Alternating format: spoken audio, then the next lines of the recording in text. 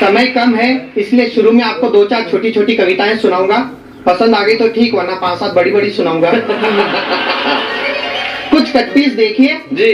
कि एक आदमी ने लगातार 25 बार रक्तदान किया। हाँ। तो ब्लड बैंक वालों ने उसकी पत्नी का सम्मान किया, ये कहकर कि आपने नहीं पिया तभी तो हमने लिया। अब एक आदमी की लाख कोशिश के बावजूद शादी नहीं हुई, वो अपनी माँ के साथ मन्नत मांगने गया, वहाँ उसकी माँ खो गई। वो बोला, या खुदा तेरी खुदाई, अपनी तो मिली नहीं, बापू की भी गवाही। एक शादीशुदा आदमी की गर्लफ्रेंड उसके घर आई, यह देखकर उसकी बीवी जोर से चिल्लाई, ये मैं नहीं सह सकती, एक ही म्यान में 2 तलवारें नहीं रह सकती। बिल्कुल नहीं रह सकती। पति ने प्यार से समझाया, पगली तलवार का जमाना गया, तू ही बता अब तलवारें दिखती है कहीं? ये रिवॉल्वर का जमाना है, और एक रिवॉल्वर में 6 गोलियां रहती है कि नहीं? हमारे देश में बेरोजगारी की समस्या इतनी है कि एक 60 साल का आदमी कंपनी में जाकर कहता नौकरी दो। मैनेजर बोला, लेकिन चाचा ये तो आपकी पेंशन की उम्र है। चाचा बोला, तो पेंशन दो। अब एक आदमी बैंक में गया अपना 10,000 का चेक लेकर, कैशियर ने नो बैलेंस का ठप्पा लगाकर वापस कर दिया। वो चिल्लाया, जब बैलेंस नहीं है तो इतना बड़ा बैंक खोलकर क्यों बैठा है?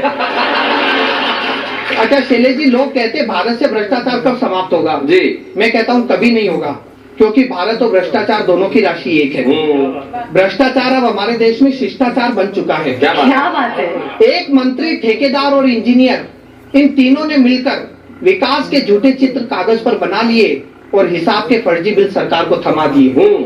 तभी एक बकरी का बच्चा उस फाइल को खाने लगा, पर अगले ही पल वो उन कागजी बिलों को सूंघ कर चला आया। मंत्री, ठेकेदार और इंजीनियर तीनों ने पूछा, ये क्या हुआ? चपरासी हंसकर बोला, हुजूर, जब आपके आंकड़े सरकार के गले नहीं उतर रहे हैं।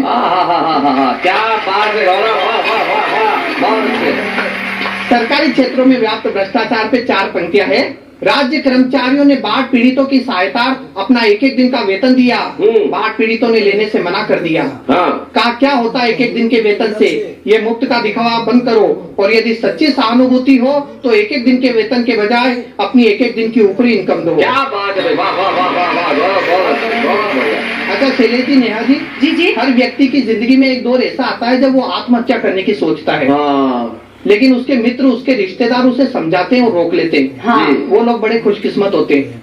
एक बार मेरी जिंदगी में भी एक ऐसा दौर आया, तब एक कविता बनी, झेलिए स्वागत। कि अपनी जिंदगी से तंग आकर, नित नई परेशानियों से घबराकर एक बार मैंने आत्महत्या का निर्णय लिया।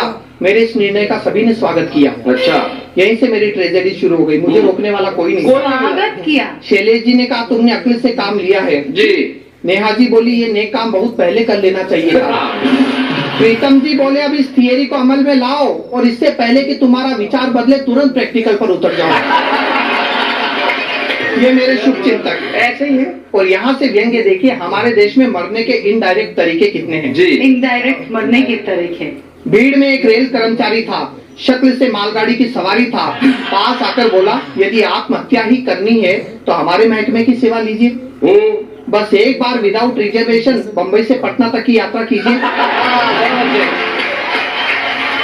आगे बढ़ जा, बस किसी तरह जनरल बोगी में चढ़ जा, ट्रेन पटना पहुंच जाएगी, लेकिन बेटा तेरी तो बस खबर ही आएगी। और यदि तेरी किस्मत अच्छी रही तो पटना पहुंचने से पहले ही ये ट्रेन किसी पुल से गिर जाएगी या दूसरी ट्रेन से जा टकराएगी। कब परलोक का टिकट कट गया तुझे पता भी नहीं चलेगा।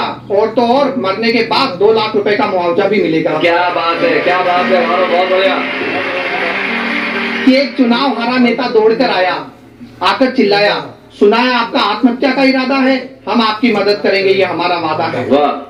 इस देश में कितनी समस्या है, हर समस्या की जड़ जनसंख्या है, इसका एकमात्र इलाज आत्महत्या है। क्या बात है, क्या बात है। लेकिन सामने चुनाव पड़े हैं जिसमें हम भी खड़े हैं, तब तक सब्र करना, हमें वोट देकर मरना। वाह वाह वाह वाह, बहुत बढ़िया। बस एक बार चुनाव आने दो, हमें मिनिस्टर बन जाने दो, सबकी तकलीफें दूर कर देंगे, एक एक को आत्महत्या के लिए मजबूर कर देंगे। वाह वाह वाह वाह। और कविता का कंक्लूजन देखिए शैलेश जी, कि इस तरह लोगों ने कई बातें बताई, लेकिन मेरी समझ में सिर्फ एक बात आई, इस देश में हर आदमी मरने से डरता है, लेकिन जीने की हसरत में रोज कई बार मरता है। क्या बात है, बहुत बढ़िया, बहुत बढ़िया। अधूरी उम्मीदों की व्यथा है, पूरा जीवन कस्तूरी मृग की कथा है। इसी मृग तृष्णा में जी रहे हैं हम, अपने ही आंसू पी रहे हैं। वाह वाह